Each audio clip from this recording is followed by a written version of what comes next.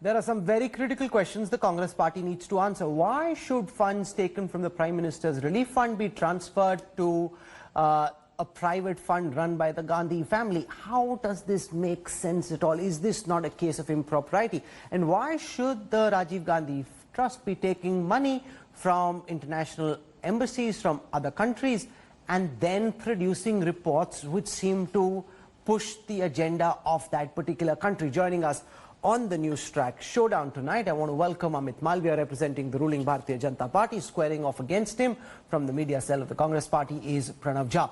I want to go across to Pranav Jha first. Let's start with the issue of the Prime Minister's National Relief Fund. Money is being given to the Rajiv Gandhi Foundation.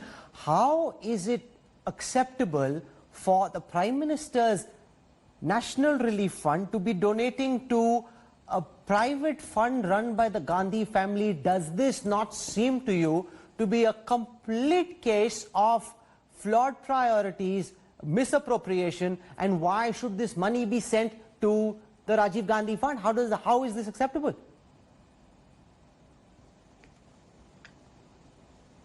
Rahul, I hope my audio is patched up. Can you hear me? I hear you fine, Pranav. Okay. Rahul, you see, I think you will have a sense of deja vu when you are discussing this today, because this is not the first time that you are asking this question, and this is not the first time that the Congress party is asking to run the memory fresh. This question was asked to us on 25th of June, successively on 27th of June, and then whenever the government is cornered, you have these questions.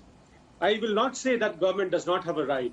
I will not say that these questions should not be asked, but then I will ask you that there should not be double standards in politics. There should be no two sets of governance rule. No, you haven't answered my question. This is the first time I'm asking you this question. Yes. My question is this: how is it okay for the Prime Minister's National Relief Fund to be donating money to the Rajiv Gandhi Foundation? Is this not a clash of interest? I have copied your question in the first time itself, Rahul. I was just taking you to memory down to your reporting days, where you would have remembered that these are organizations which are into what you call health, education, literacy, science tech, and other activities, and they have been there for a long time, and it is on the record that annually they are doing work, they are doing services, and it's for everyone. You see, for example, Indira Gandhi Charitable Trust annually holds out a prestigious world standard prize. You know, last year, Indira Gandhi International Peace Prize was given to David Attenborough. In 2018, it was given to ISRO. In 2014, none of this answers my question. I'll ask you the same question the third time, because you haven't answered it so far. You claim that you've understood what I'm asking, and yet somehow you choose not to answer. How and why should money from the Prime Minister's National Relief Fund be donated to a private trust which is part of the ruling dispensation of that time? How is this okay, Pranav Jha? Why should this not be same way okay, Rahul? The way Skill India can give donations to RSS and BJP affiliate, it can give. It is not into business activity. It is doing public good. It is doing the same work the government is doing. This is not enormous money. These are 90 lakh and 30 lakh and 40 lakhs, and these are all accounted for. This has not been hidden. Isn't it in public domain? You don't know this. You know it. You can say that these were these amounts, and these were given. For example, the 2004 money was given to manage tsunami in Andaman and Nicobar. Similarly, there are other activities, and we have disclosed these activities. So I don't understand. I mean, what is so secret about it to come and ask the same question again so that you get a new answer? No, these are their documented answers. They have always been there. If you can move on now.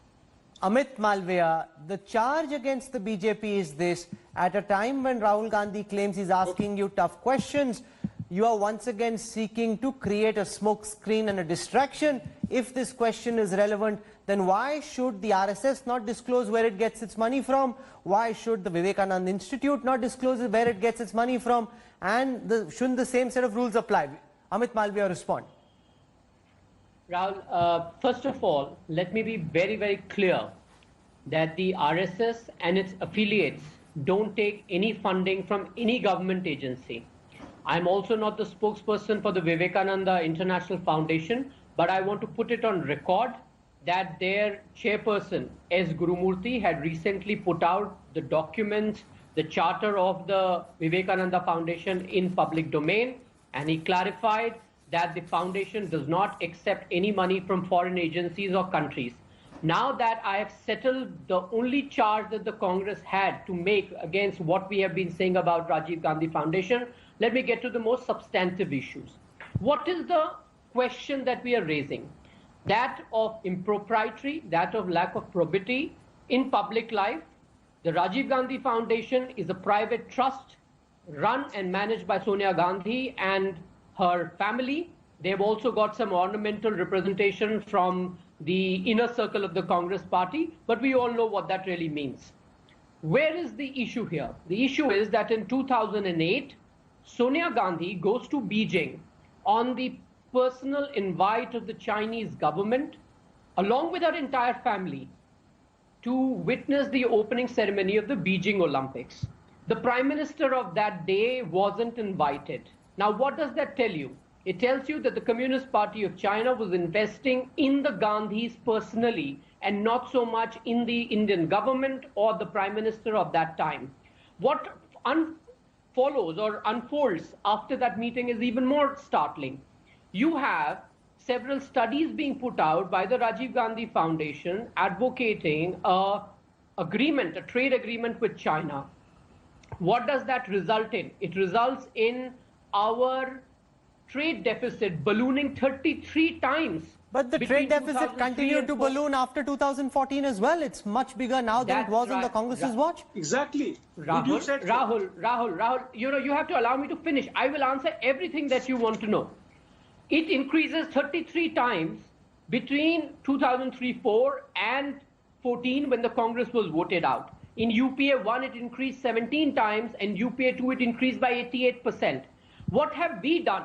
We have, in fact, reduced this trade balance by about 0.25%, about 23%, down from $63 billion to less than 25% in 2019-20. So we have made efforts to bring this trade balance down. We have restricted FDI through the direct route. We have increased custom duty on 89 products. All that is recently, sir. Between 2014 to 2019 is when Chinese companies, especially in the IT sector, made substantial investments in the startup sector. And all of this on your watch was much more than it was on the Congress's watch. That's the reality. Yes, the numbers speak for themselves. Rahul, that is because the several agreements that the Congress left us behind with was the reason. Now, they will always have an answer. There was a RCEP that was to be executed in 2008 and between 2016.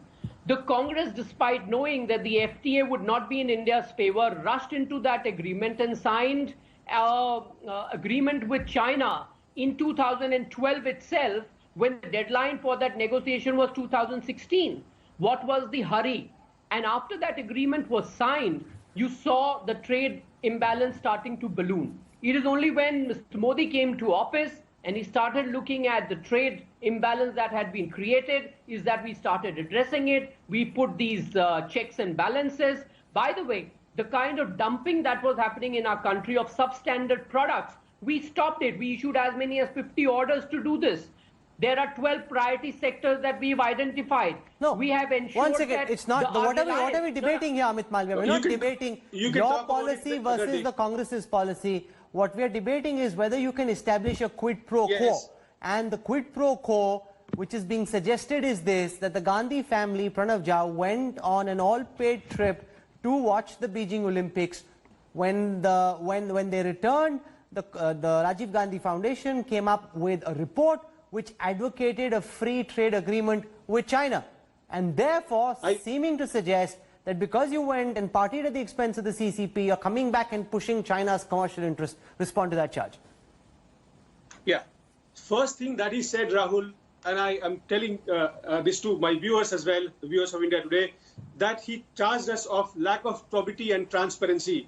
He is talking about 10 years back. I am talking about 2020. The Prime Minister Care Fund gets money from PSUs, from the government, and can you ask them question? Can television ask them question? Can Amit Malviya ask his Prime Minister? No, not just from PSUs, Amit Malviya. The Prime Minister's Relief Fund also got money from ByteDance, one of the biggest Chinese startup companies. I'm just starting. Rahul, The can I second please thing- come in there? Yeah, Rahul, no, please. Let you me are- finish. you Let are me trying finish. to Amit will have more equate- time. Now, you are trying to the equate second a charge public that- No, fund. one that second. you made, One at a Rahul. time. One at a time. One at a time. Rahul, it is One my at a time. time. Let Okay, me let finish. Pranav Jha speak first. Amit, you spoke Yeah. for a while. Let Pranav Jha speak. I'll come back to you. Amit, I'll give you time. Just please hold on. The second thing, I the second thought charge Rahul that was he the made anchor and he was has to give time. that Sonia Gandhi went to Beijing on the invitation of the president. Let me remind you that she went once.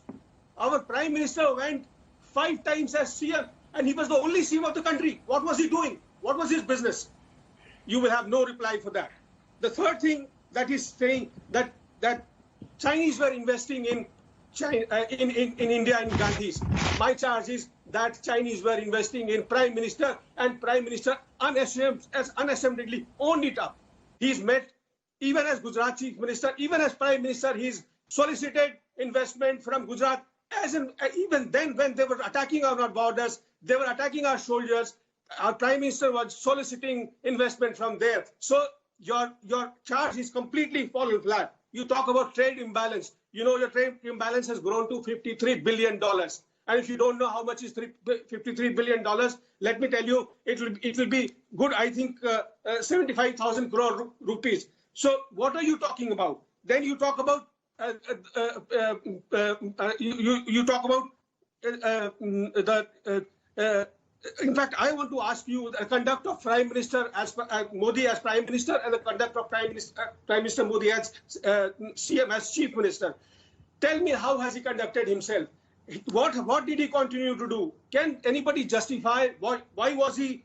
So why let was Amit he Malviya soliciting? respond Why to was he this. continuing? Why If has you he are taken alleging money? that the Why has he Communist come on the Party investment was they have investing made? in the Isn't Gandhi it all family, murky? the Doesn't he need to Congress explain? can... Doesn't he owe Okay, explanation Pranav, I hear to our you. soldiers The Congress and can our people? charge that when he was Chief Minister, the Communist leadership was similarly investing in Narendra Modi. He went to Beijing more frequently than he did to any other country, along with Japan. Those are the two countries he went to most often. So therefore, how does a trip at the invitation of the Communist Party, just the same way as Chief Minister Narendra Modi went, how does that establish malafide?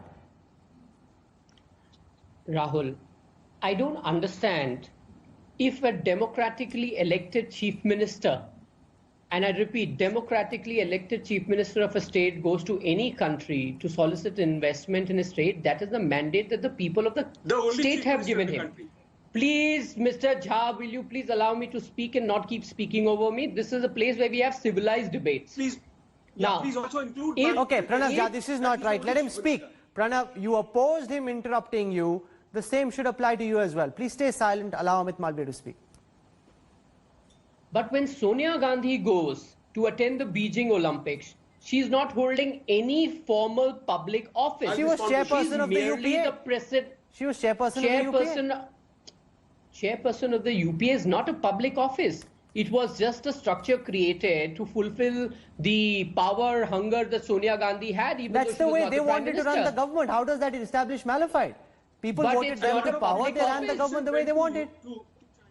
Rahul, are you therefore telling me that Sonia Gandhi, as the chairperson of UPA, was above the Prime Minister of India at that time, who was Dr. Manmohan Singh? The UPA chairperson is no public office. It does not have a constitutional remit. And in which capacity did she go to China is the question that we are asking.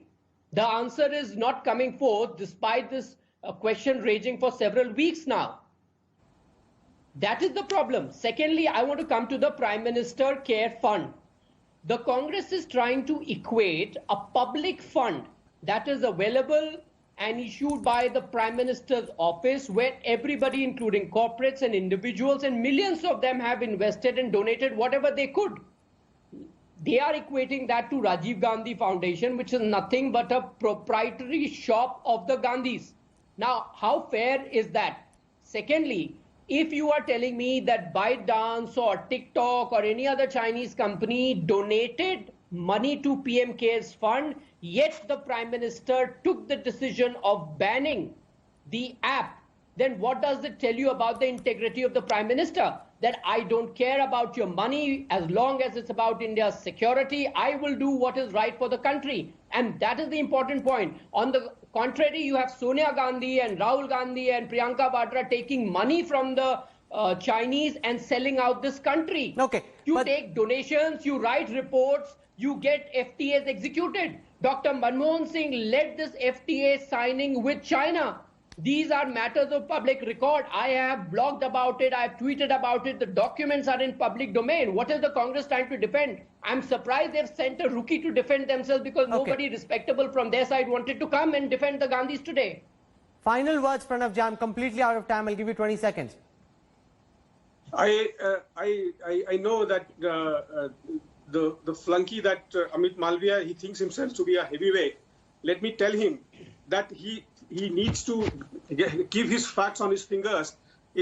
Beginning 2011, Rajnath Singh, Gadkari, innumerable leaders who had gone there to find out how to control finances in a government. RSS wanted to learn how to control finances in the government. Ask him to go back, and in fact, I should tell him to go back and check your facts. That you will find that he went to their school, the Communist School of China, to learn how to control finances. And as far as proprietorship sense is concerned, you have made this country a proprietorship. For RSS and BJP, you are looting the country every day. You ruined the economy, you ruined the border, you ruined the relations with Nepal, Kuwait, US, and talk about anyone. You've destroyed employment. Whatever little employment today is generated is thanks to Narega. So I'm out of time on this debate. Outside of this what I want to say in conclusion is I hope that the probe reaches a conclusion, because the charges against Robert Vadra, for example, have been floating around. The man's still out. If he is indeed guilty, charge him, prosecute him, jail him. If it's not, then it seems like a witch hunt. The governments come together, different bodies like the PMLA, the Income Tax Act, the FCRA, all of them now will be looking at the charges against the Rajiv Gandhi Foundation and the Indira Gandhi Memorial Trust. Will track this investigation and see if anything emerges at all. Only then will we know whether the charges that are being flung are true or not. We're slipping into a break. Hello everyone, this is Rahul Kamal here. Hope you enjoyed this video. For the latest news and analysis, like and subscribe the India Today YouTube channel, and don't forget to press the bell icon to stay updated.